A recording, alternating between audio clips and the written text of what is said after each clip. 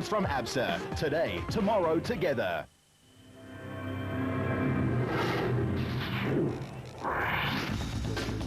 This is part 2 of the Toyota Kalahari Botswana 1000 Desert Race Leg 4 of the ABSA Off-Road Championship, marking the halfway mark of the battle for all the national crowns in the various classes.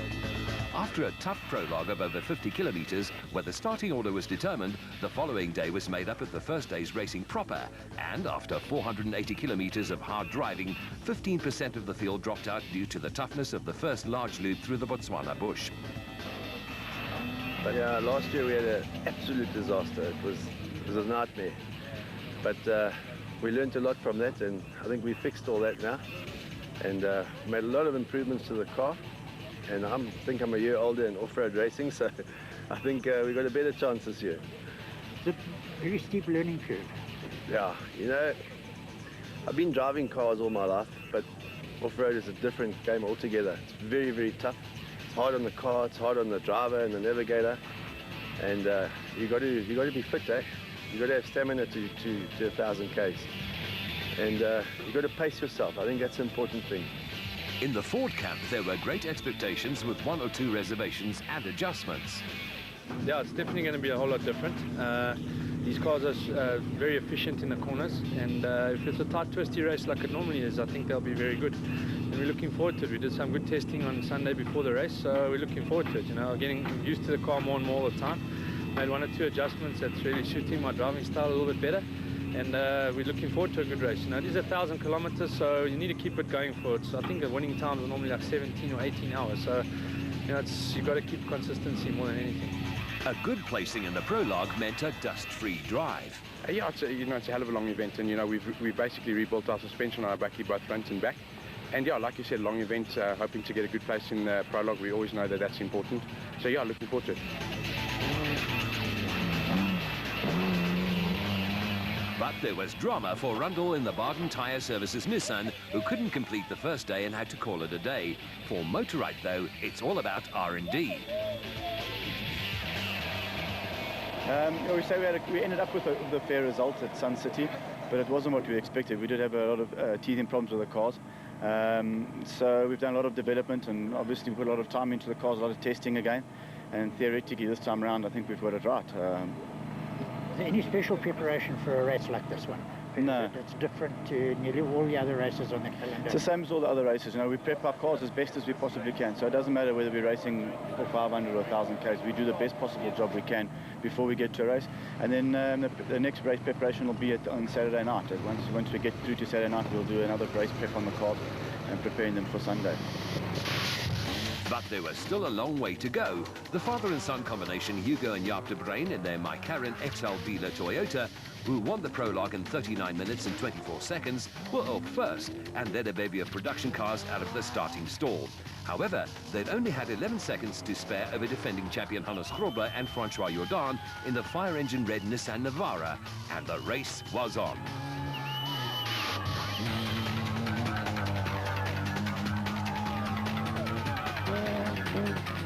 Toyota would have been feeling confident, though, as Marc Cronier and his co-driver Chris Birkin were themselves just a few seconds in arrears and were primed and ready to pounce.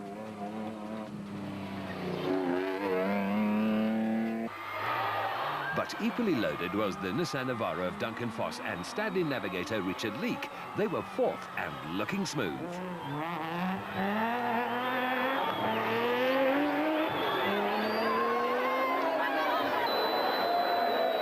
Mark Corbett and Rudy Balzar in their Century Properties Nissan Navara also went well in the SP class, making it 3 Nissans in the top 5.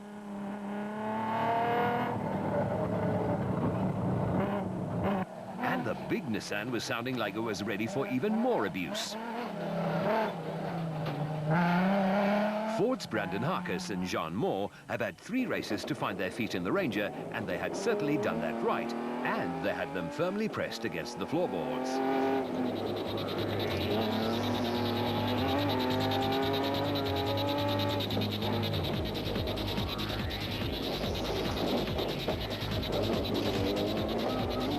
The big surprise package of day one was Karl-Heinz Solwald, also known as Cully, and his son Quinton, who brought today's first special vehicle home in 7 hours and 27 minutes. Chris Visser and Jaapie Badenhorst had a solid drive and were 12 minutes back in their Castrol Toyota, but were clearly trying the conservative way and saving the car for day two. Another father and son combination, Nick and Ryan Harper, were second in the special category. The Atlas Copco Bat was performing well and enjoying a lot of local support.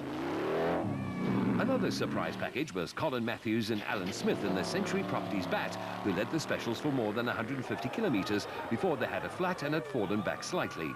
Motorite's Hutchinson and his co-Achim Bergman in their Bat Spec 3 were racing well, despite a whole host of small but irritating problems, stretching from starter motors to seat belts. Bevan Berthold and his trusty nav, Robin Houghton, were going well, even though it looked like they'd collected every bit of Botswana's fauna and flora. Total Motorsport Shamir Variaba and his co-driver Siegfried Rousseau in their Porter had a fine first day, but were 10 minutes back. Clint Gibson and Mike Brown's Absolute Bat reached the line after 7 hours and 39 minutes. The Rapsa Bat of Nardus Alberts and Colin Hunter was next across the line. 2005 Special Vehicle champion Terence Marsh and his co-Peter Groenewald in the brand new racing colours of Regent Racing had also grown in stature since Sun City in round 3. While Herman Solwald and Paul Halberg in the second Solwald Transport Zarco were also right in the thick of things. Richard Schilling with his stand-in nav, Mick Oosthuizen, piloted the Plastotec Aceco to a very solid finish and the lead in Class S. Jan and Hendrik Kraai in the next Regent Racing Special were trying to not only finish their 4th straight race, but also to win Class B for the same amount of times. The brothers David and Gary White in the Ruacon Bat were also getting used to their new car and riding together. The 3rd Regent Special was in the hands of Michael Whitehouse and Dean Langton, who impressed with a quick but controlled drive to finish in 7 hours and 53 minutes. The defending SP Class champions Ford's Neil Woolridge and Kenny Schulthammer had a strangely out-of-sorts day, and the Ranger pilots battled a bulky starter motor all the way. Their stablemate Cobus van Tonner and Rian Guelpa in the next Ford were making their first appearance in the blue and white brand and were doing it proud. But the award for the worst-looking car at the end of day one certainly went to Ivar Tollefson and his co-driver Quinn Evans, who had obviously connected quite a few solid objects in there by then unrecognizable Nissan Navara. But whatever the case may have been, the route was long and exacting, and the dust had taken its toll. Even the production car drivers complained bitterly, and they didn't have half the visual troubles that the special vehicles had experienced in the massive dust clouds that had built up further back.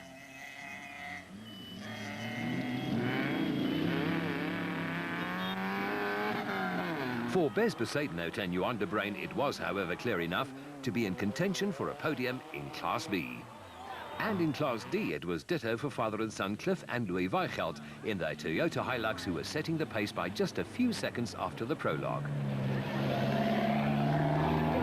And in Class E, it was championship leaders Jack Peckham and Lucio Santoro in the Ford Racing Diesel, who were steaming along. The second Total Motorsport Gymco was in the very capable hands of Naim Musaji and Ryan Bodjana, and had a very solid day one and were consistent, as always, with Toyota's Malcolm Koch and Wayne Brunk, who were keeping the men ahead of them honest. While Brian Martin and Oki Fori racing in Class E were just close enough to maintain the pressure on the men ahead of them. After starting 7th overall, the Barlow World Absolute Ford Ranger of Manfred Schroeder and Ward Huxtable was plagued by several small problems, but they were also firmly on their way to the finish line, with Gil Nel and Sandra Labuskaghni in the Luke ATE Zarco Truggy in their wake. But at the line, it was the De Bruins who brought it home in 7 hours and 57 minutes. The father and son were ecstatic, even though the Toyota probably wasn't. And after almost 500 kilometers of grueling battle, the men and their machines who made it into the top 10 in the production car stable, with the Nissans fighting 3 of their cars into the top 5, while Ford snuck in 3 into the top 10. In the special vehicle battle, it was even tighter, and the father and son war at the top was going to ensure a special Father's Day present for one happy family at the end of 1,000 kilometers worth of racing. Vehicle and asset finance from the beaten track to find solutions. Day 3 of the Toyota Kalahari Botswana 1000 Desert Race, and with another 480 kilometers of racing left to go, there was a lot of tension in the air. Prologue and first day leaders, the De Bruins, were rearing and ready to go. Tough day, but luckily we've got the dust on our side, and I see the wind's not blowing, so everything is working according to our plan. I still can't believe we're still in front. It's a big achievement for us. Yesterday we had some problems with the gearbox. We've lost second gear. Luckily, Wami gave us a new gearbox last night, and we put it in, and the bucket feels good. I mean, we are out there. We can try to do our best to hold this position. Surprise special vehicle leader Kali Solwald knew that they would feel the pressure of the rest of the pack bearing down on them. Definitely a big day for us. A lot of the bigger crews are behind us. First time that we more in front than usual, but looking forward to it. We're used to going into the dust, so at least we've got a 2-minute gap, and that will help us, obviously. But we'll see. It's a long day. The route has been new. It's been for everyone. It's the same battlefield, and that is in our favour. So very tight out there. We'll see. The four-wheel drives are definitely an advantage. So we're not even thinking of looking at the buckets. We're trying to get home because we are still new in the game, actually. So we just try to get home. For the defending national champion Alfie Cox, this race represented a mark he was still looking for. He'd won here before, but his chances had been lost. Yeah, look, I mean, there was many factors against the car. You know, it's made out of special material, and you know, Evan and them were just scared of welding an upper arm in a backyard here somewhere at a place. And sure, I understand if the arm breaks at 180, it's dangerous, and also the car can get damaged. So for me, it's not easy because, you know, you make a plan and get the car going again. You know, we need the points. I mean, anything can happen. You saw yesterday from hero to zero, and you know, you can be leading this race and then fall out of it. So today we needed the points because the championship, you know, maybe one day this race might win us the championship. Yeah, last year we missed 2 races and we still won the championship, but there's just too many guys out there that are good this year. And Alfie knows what he's talking about. After all, he's the owner of 23 national titles. But the racing would be tough and hard, and 1 point inevitably does make a difference. The De Bruins had never won a major race such as this on the off-road calendar before, therefore they were in uncharted waters. The McLaren XL dealer Team Toyota screamed away from the line with the weight of their own expectations and the pressure of the reigning champion Hannes Grobler on them.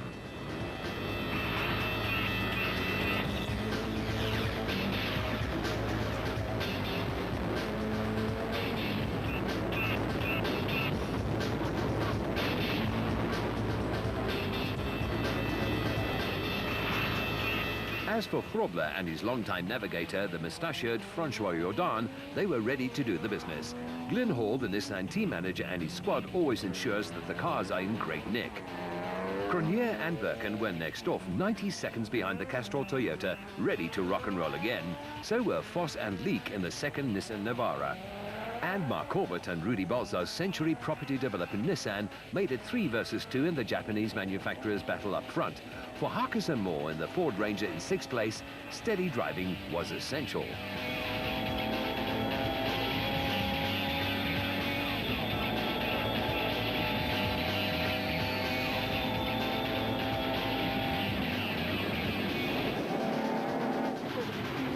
Brandon has a rich racing heritage, and it was only his 4th time out in the production car, but he was clearly relishing the experience. The Solwalds were through next, and despite an electrical niggle, they were very impressive on a route which never really allowed the specials to let it all hang out.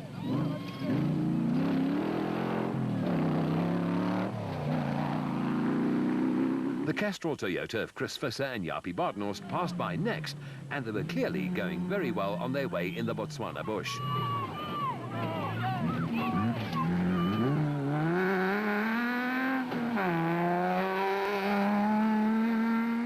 The Harpers, Father Nick and son Ryan, were through next after making a strong start in the early morning, but already the dust was a factor, especially so for the special vehicles.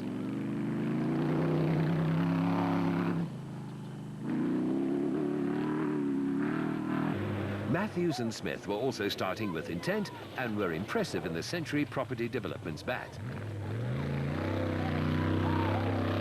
As for former SA champion Evan Hutchinson and his co-Achim Bergman, well, they only know one way. Fast, very fast.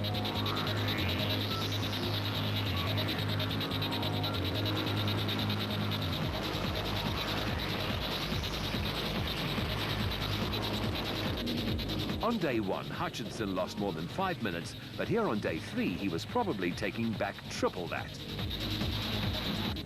For Berthold and Houghton, well, the big man is fearless behind the wheel.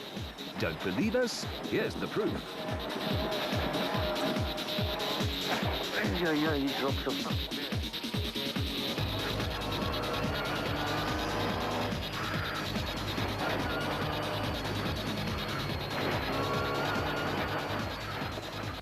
Bevan Berthold and Robin Houghton rode most of their Castrol Toyota's bodywork right off it the day before, but Toyota Motorsport manager Wami Haddad's lads did a great job and she looked good as new.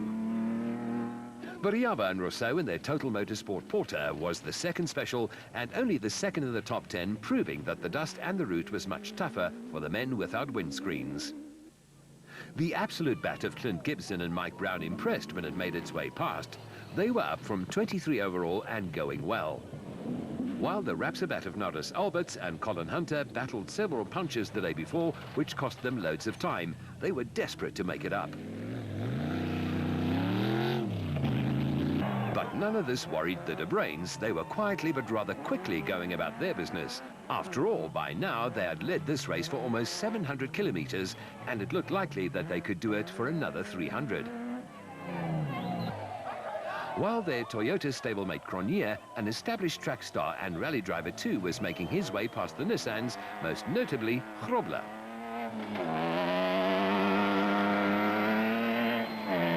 And it was clear that the man had had trouble. His teammate Force had passed him too, and the Nissan Navara was sounding good.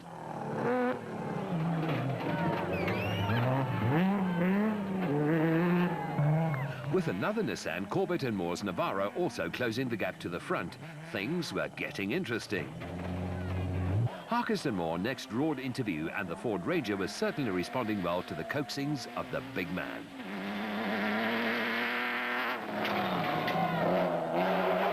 The Sulwalds were still holding station amongst the front runners in the production cars, while leading the specials by a good 60 seconds.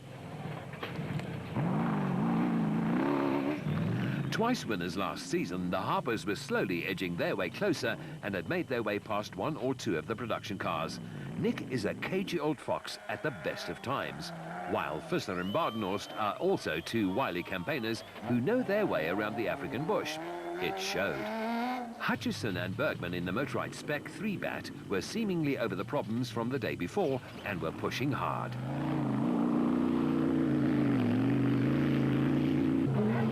While Berthold and Houghton had also been very consistent early on, taking a slightly more cautious approach. But they had Variaba all over their rear-view mirrors and couldn't relax for a second.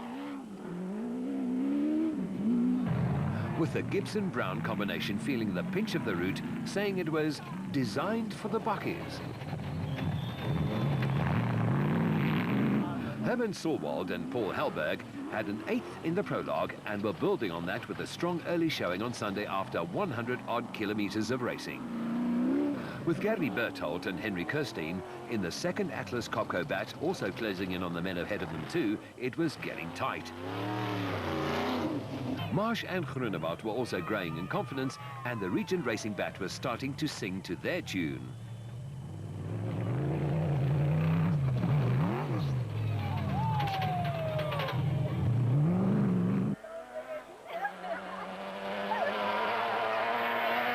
The defending Super Production Car champions Woolrich and Shorthammer were also going well after sorting out earlier troubles and were trying to make their way up the order after starting off 18th overall. With amateur photographers everywhere, the whites in the Rubicon bat were working hard in the 27th edition of the Desert Race and up into the top 10 in the specials. But they had Whitehouse and Langton to contend with, and these two Regent Racing racers had closed the gap considerably too. While their teammates, the Kreis, would not let them relax for a second. Jan and Hendrik looking for win number 4 in a row in 2007. Norwegian adventurer Ivar Tollefsen and his nav, Englishman Quinn Evans, had got the Nissan boys to repair all those loose bits, and they were also going superbly. But Van Tonner and Guelpo were distributing those loose bits this time, the Ford Ranger looking worse for wear early on. Wonder what the bush looks like. With Musaji and Bodania also pushing as hard as they possibly could, but maintaining a certain level of holding back.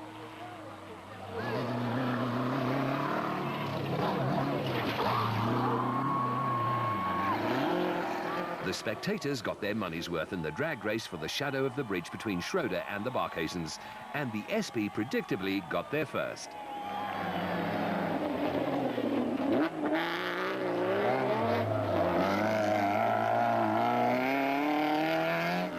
In the race for Class B honours, Bes Besaidnout and Johan de Bruin in the Adenco bat were a few minutes down on the Kreis, but had not given up hope. And in the Ruacon bat, Lo de Bruin and Rudy Brits were up into a very challenging position. And in Class D, Malcolm Koch and Wayne Brink in the Castrol Toyota were setting the pace very nicely.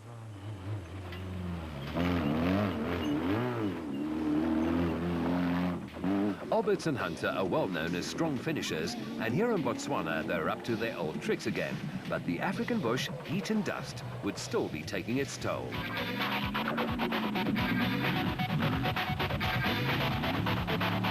And by the middle of the day, the dust was getting worse. In Class E, Peckham and Santoro were second, going along with a great drive, followed by Castrol Toyota's Brian Martin and Oki Fourie, who seemed to be burying last year's ghosts in the Botswana sand.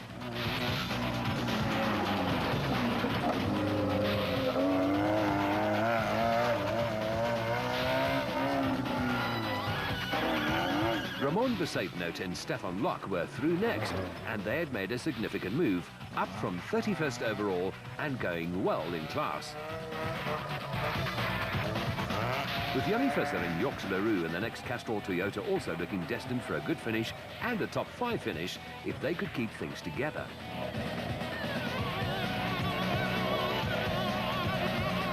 Someone who knows a lot about that is Ryobi's Henry Zermatten. He holds the world record for consecutive off-road finishes, and his conservative first-day drive was starting to pay off. With the RFS Nissan of the deploys up into the top 20 production cars for the first time, and in the top 5 in Class D. In Class S, Schilling was having it all his own way, as he was the only car still on the road in class. The desert race continues. Going the extra mile to get you financed. The designated service point halfway through the final day of the Toyota Kalahari Botswana 1000 Desert Race was a hive of activity, as there was a big shake-up out on the route. Mark Cronje and Chris Birkin in the race hosts Castrol Toyota were leading, with Duncan Foss and Richard Leake and their Nissan Navara right on their exhaust pipe. For the Toyota pair, it was an ideal situation, leading the blue ribbon event of your sponsor.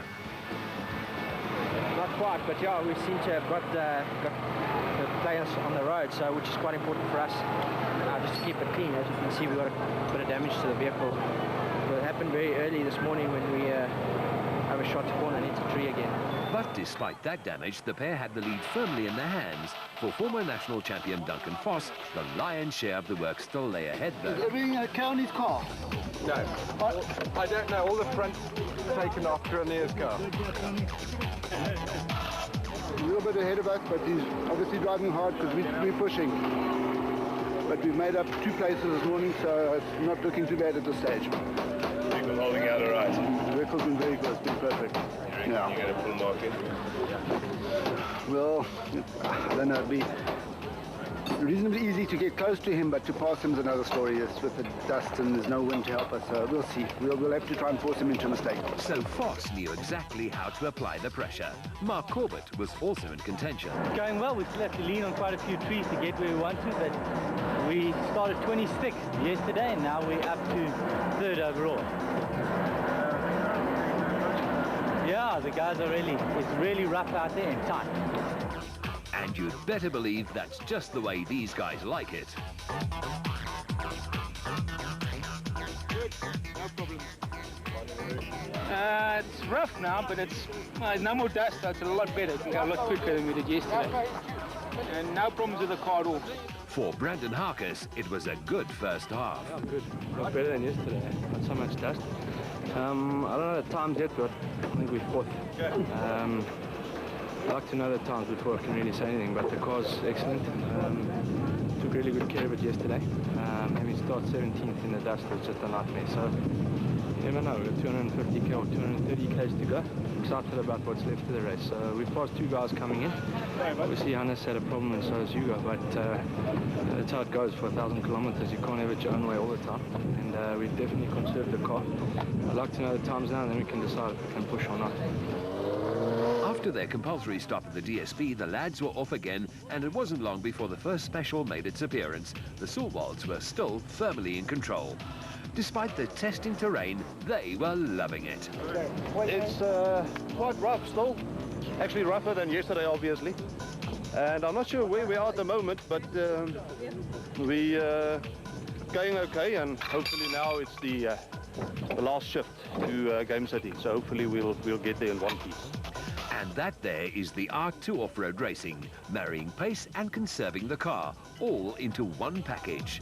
For the Total Motorsport lads, it was good fun. All right, it's very rough today, but smooth run so far, a lot of dust, but lekker, yeah. Yeah, we've passed Bevan and Evan so far, yeah. So this morning's run was quite nice, but the dust is the madness. We had to get, it took us about 70, 80 k's to get past Evan, who was in front of us, and it took us another 70, 80 k's to get past Evan. So you can't see where you're going, and like I say, it's a tight and twisty course, and you got to watch where you're going as well for punches. And so right now the car is 100%, and we're looking forward to the run back home. But judging by the red and tired eyes, the dust factor was taking its toll, and that would in turn affect concentration. Yeah, we're having a good run, eh? Today's the day, so the next 250 we're going to really turn it on. Hopefully catch some guys. Yeah, very dusty, but nice, enjoying it, eh? A lot smoother than last year, put it that way. Gibson and Brown were indeed very solid and in with a top 5 place. For Bevan Berthold, it was a game of catch. We started quite far behind. I think we had quite a bit of time, but we just have to bring it home. And the new car is going nicely, and the fans are loving the Toyota out there, so it's all part of the fun, you know. At this stage, it's going quite well. On no major mission, just to come home, have a nice prize giving. It's a great event. The Ford camp were pleased, as the big Ford Ranger had gone smoothly after a few hiccups on the first day. Yeah, excellent. Helps when we don't have any problems. The car's good. It's fantastic, in fact. Yeah, now it's going very nicely. And the track's whipped out nicely. It's broken up nicely, so the suspension's fantastic. It really is good. So we're having a lot of fun. Yeah, well, you know, that's racing, what happened yesterday. So we, yeah, let's see. We're still about 250 k's to go, so should be good. Let's see where we end up at the end of the day. For the Nissan boys, some hard labour lay ahead as they jacked up Tollefson's Navara. The noises were not good, and the sights were even worse.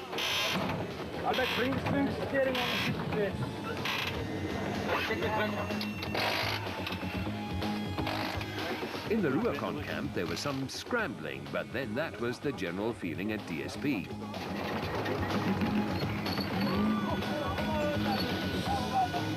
For Musaji and Bodanya, the lads were feeling strain. Very rough, it's very tough, and it's taking toll on all of us, the body and the car. But otherwise we're enjoying it, and we're just taking it home now, hopefully. Any problems with the car? Today the only problem we had was we had a punch on the rear wheel, and then our jack managed to fall off the car. So it was a bit of a mission trying to get it sorted. But eventually we got here, and now we're looking for the end, the finish line. Most of the drivers, navigators, pit crew and support staff all had that thought in mind as the cars were fired up to start the homeward leg over 240 kilometres. Peckham and Santora were looking for a win in Class E. Vehicle and asset finance from ABSA, going off the beat, overcoming all obstacles. The Toyota Kalahari Botswana 1000 Desert Race continues, and after almost 1,000 kilometers of racing, it was Marc Cronje and co-driver Chris Birkin who were leading the whole shootout, albeit with a slightly modified Hilux.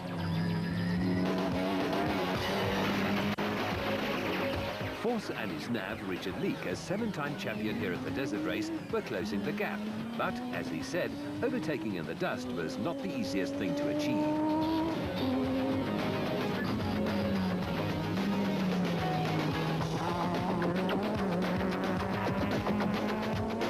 Corbett and Balzar were putting together a massive drive and compiled the third fastest second-day drive of all.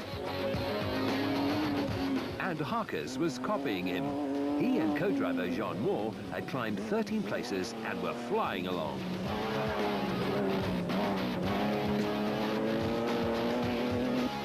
Cully and Quinton Solwald were still setting the pace in the specials and galloping along, but behind them the gap was closing.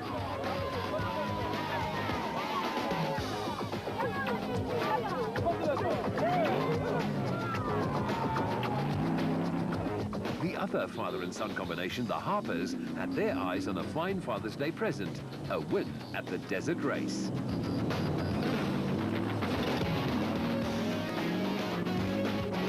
Chris Visser and Jaapie Badenhorst were still steady as she goes and ready to pick up the pieces should any fall apart. Little did they know.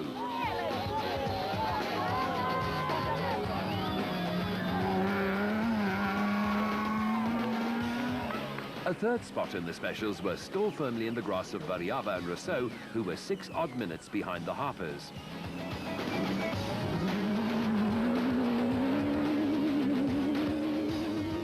Hutchison and Bergman in the Motorride Bat have not exactly had the best of seasons, but here in the African bush, they seem to have things turned around with 2 very good days. While the absolute bat of Gibson and Brown was still sounding in great nick with almost a punishing 1,000 kilometers under its belt. When Bevan Berthold builds up a head of steam, he is fast, and he was clearly very steamy here.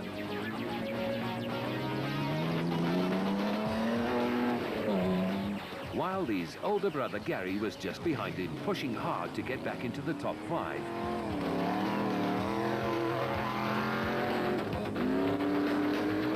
In the Ramankung area and within smelling distance of the finish line, Woolridge and Shorthammer and the Ford Ranger had the bit between their teeth and were roaring along. However, at the front, Foss and Leek had passed a stricken Cronje and Birkin, who had hit a donkey, and in the subsequent mayhem had hit a tree stump. All this 65 kilometers from the finish. Foss is not a man who looks a gift horse in the mouth, and he floored it. Leek was overjoyed. It would mean an 8th win for this former SA champion here in the Botswana sand. Cronje's disaster elevated Corbett and Balzar's Nissan Navara to 2nd after they had driven with great care and reserve early on, from 26th all the way up to 2nd. It was a testimony to driving with head and with foot in check. The Solwalds were being put under increasing pressure by the Harpers, but their 1 minute and 26-second margin was solid enough. Even if this wrong slot here would have made them feel a little bit more nervous.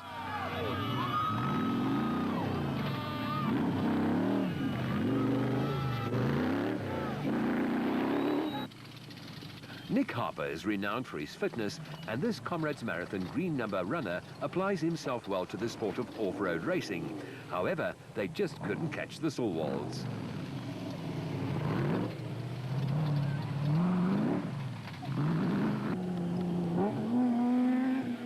Visser and Badenhorst were very impressive on the homeward leg, and their consistency was richly rewarded as they cruised into a place in the top 3. The Castrol Toyota pair were 10th overall after the prologue and impressed friend and foe.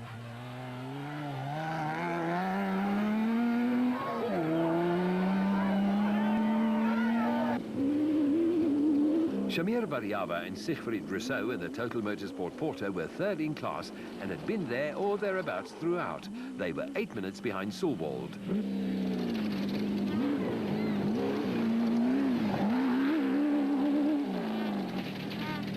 But this wrong turn here didn't help a lot as they were trying to catch the Harpers in second.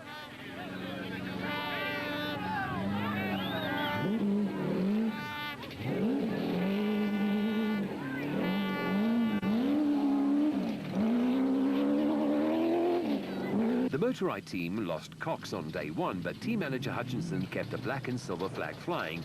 They were just more than 10 minutes behind Kali Solwald, but kept Variaba honest all the way. While Harkes just piled on the speed and the skill to slip into fourth in the SB class with a big Ford Ranger. The former special driver looked like he had found his way around the inside of a production car and done it well too.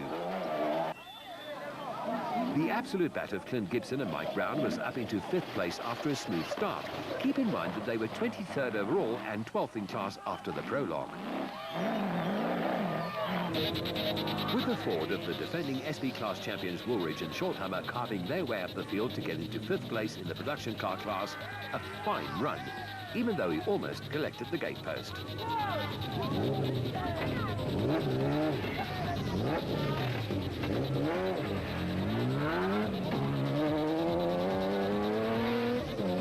Marsh and Grunewald got the region racing lads and lasses smiling with a good performance. They were up into 6th in class, but that pesky post could have been the end of the road.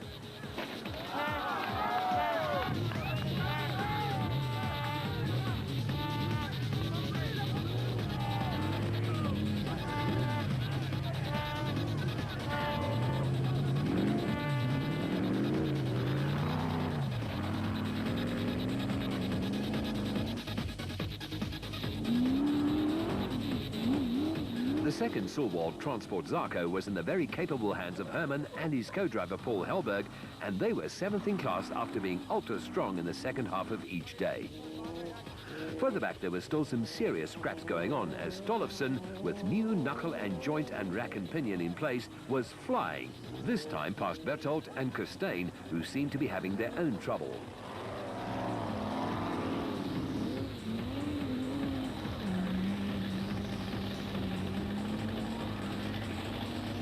Whitehouse and Langton had slotted into 8th place after being 28th at the start and were also a revelation with a very steady drive. With the brothers White, David and Gary in 9th, just 6 minutes further back.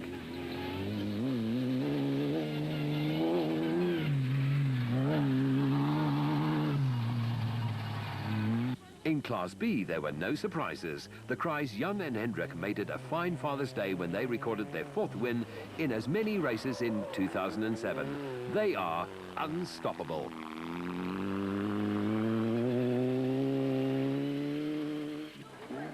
Cronje and Birken ground to a halt, but when Berthold hit the same stump as they did, they stole some parts of the Hilux and limped to the finish line in 7th place. A good recovery. Besper Sadenhout and Johan de Bruin were next in the specials. They're a Denko bat in 11th place, but 2nd in the B class, 26 minutes behind the Cries.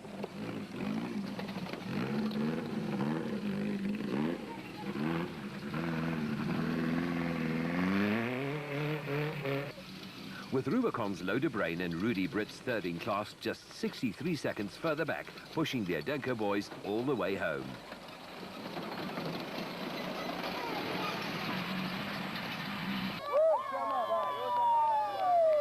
In 8th overall, it was the ever-improving Bloemfontein-based Rubicon crew of George and Sharon Barkhuizen who were 38th overall at the start of the race proper. A phenomenal performance.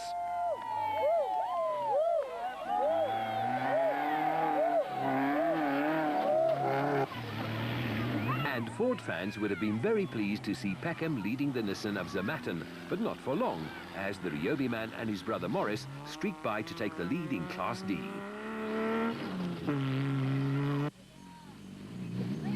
With Malcolm Cock and Wayne Brunk in their Castrol Toyota in 2nd, 2 minutes and 20 seconds behind.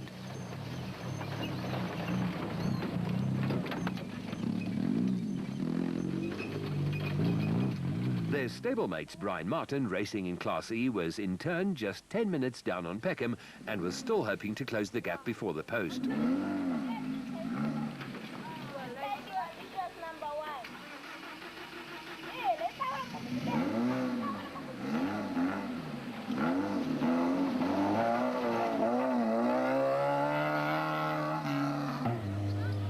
impressive driving from Ramon Besaidnout has already brought him rewards this season, and in Botswana, he and co-driver Stefan Locke again impressed. They were up from 47th to 13th.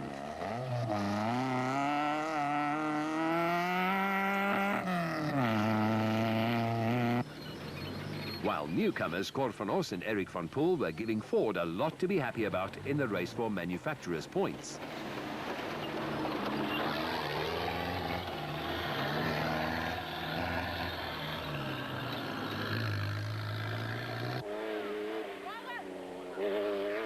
In Class S, it was one-way traffic as Richard Schilling wrapped things up and only had to keep it on the road and complete the win.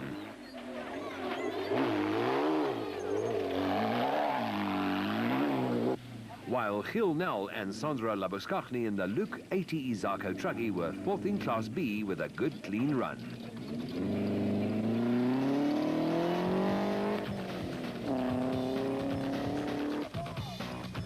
And Visser and LaRue gave the hosts Toyota some more points with a strong finish as they brought their Toyota home in 15th place in the production car category.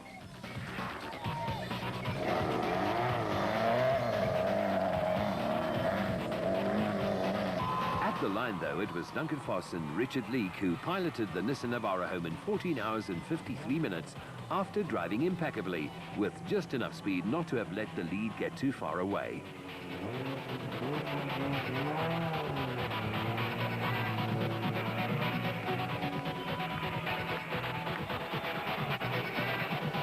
Nissan made it 2 for 2 as Corbett and Balzar brought their Navara home just 6 minutes down after a very strong second day.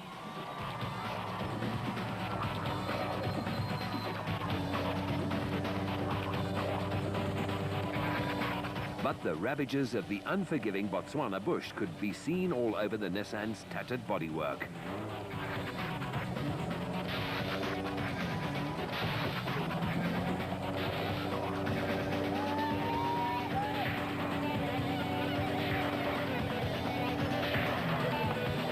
Foss and Leake celebrated in the age-old race tradition.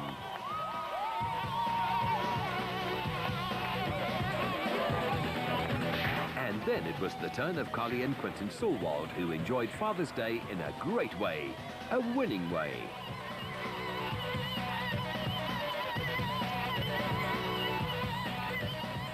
For Duncan Foss, the 48 hours of the desert race was 2 solid ones at the office. Yeah, good 2 days. We battled a bit on day 1 of the prologue. We started way back 16th place and we just climbed through on day 2 and we're in a good position for today. And the pace was quick, but we just kept our heads. And look, I think the Toyotas, I don't know what happened to them, but they were leading till nearly 160 k's from the end. And yeah, it's a great result for us. There were times in today's stretch after DSP that you were dropping off a little bit. Were you battling with route again or what? Yeah, we battled twice with the route, and then we obviously we came right, and then we tried to pick up the pace again, and I saw we closed a minute or two, and then we saw the Toyota next to the road. So I don't know if they had an accident but they looked all right. So I don't know what happened to them, but the pace was quick. We had to drive really hard today. If Mark had not had an incident on the road there, do you reckon you would have been close behind him, or would you have seen him again? No, he would have beaten us.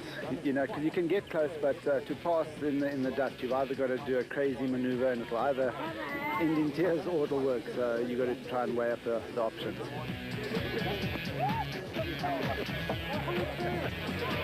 The Sulwalds had started off 15th overall and 9th in class, and it certainly was one of the best performances of the APSA Off-Road Championship in 2007. In fact, they could celebrate in style before the Harpers pulled in to the finish line to take second, exactly 1 minute and 26 seconds behind. Well, thank you very much. No, it was rough, obviously. The second day is always rougher than the first one.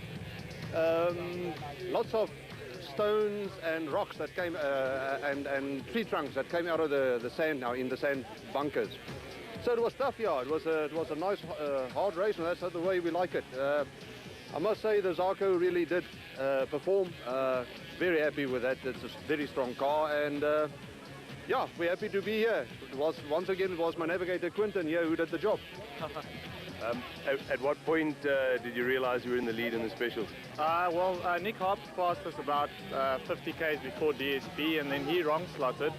So, and then since then he's been on our tail the whole time. So it's been quite a tough battle all the way. We wrong slotted once, and fortunately we got back in front again. So yeah, no, it's been hard, but it's been fun. It's been a lot of fun. And for the first Toyota home, Visser and Badenhorst kept it going for a well-deserved third place in class and got congratulations all round.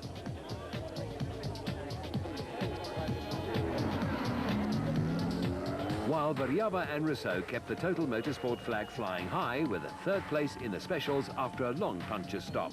For Visser, it was a dream come true. Yeah, no, quite happy. Yeah, we had a nice run. Yesterday we had some bad luck with we had a puncher in the morning, and all the other we were even fourth in the speed class, and we actually 4 guys close to each other, and then the puncher about 3-4 SPs came past, and the dust was just too bad to get closer to them. And we finished yesterday, and today we also had a puncher this morning, and otherwise that's no clean run. Yes. Very, very glad about this SP. It's going very well. For Mark Corbett, it was a big, hard fight. Yeah, we fought a lot today. We chased quite hard. Originally we started 5th overall, and lucky for us, a few guys after we put the pressure on fell out, and we ended 2nd in class and 2nd overall. It was a great result for us. It was a very tough event. We started 26th. You can see from the car we had to lean on a few trees to get where we are. There's a few cosmetic changes we've made to the car. Well, most of the guys did that, Mark. Hutchinson and Bergman took 4th in the special vehicle battle, 9 minutes down.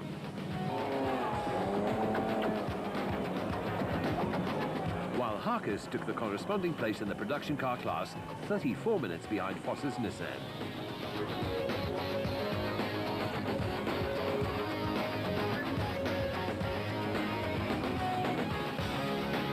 With his team manager Neil Woolridge just a mere 6 seconds behind him.